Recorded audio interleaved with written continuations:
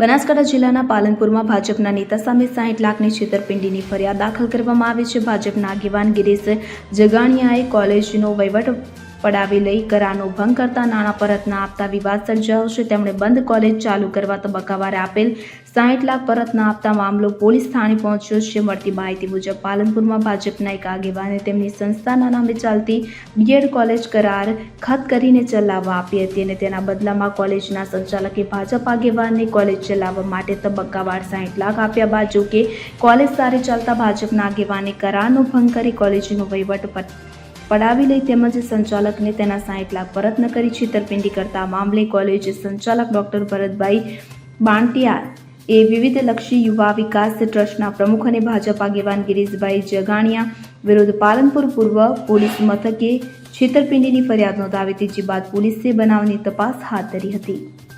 Bureau report CN24 news.